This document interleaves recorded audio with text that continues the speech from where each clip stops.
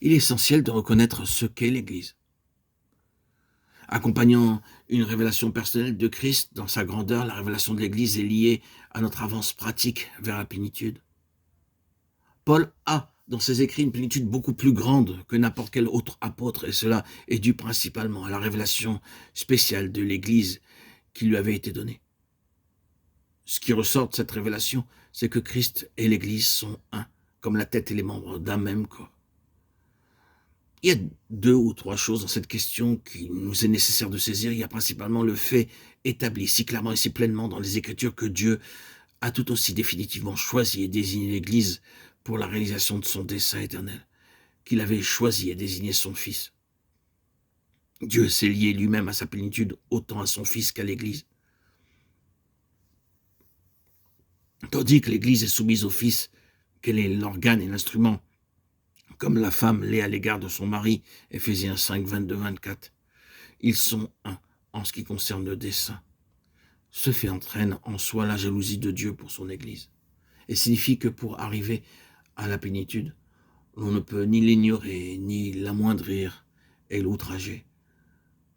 De plus, en ce qui concerne la plénitude spirituelle, Dieu continuera d'agir strictement par le moyen du corps, c'est-à-dire qu'il n'est pas possible pour des individus séparés de connaître la plénitude.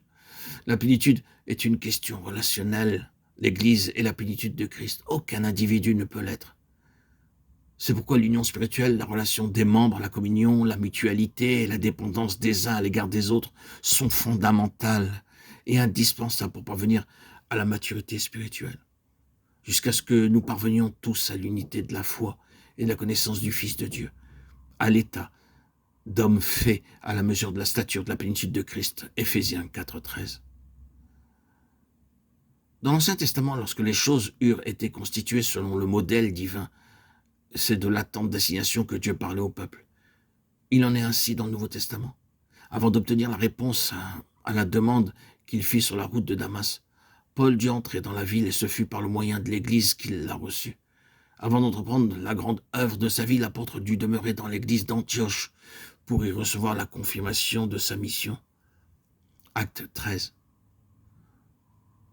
Tout cela ne signifie pas que Dieu n'ait jamais agi souverainement et dans sa grâce à l'égard de ceux qui avaient à cœur ses intérêts, sans reconnaître cependant cette loi.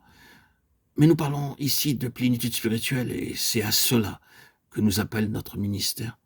Ce n'est pas un comité général, exécutif ou conseiller, mais le corps, dans sa représentation et son fonctionnement spirituel, qui est la voie voulue de Dieu.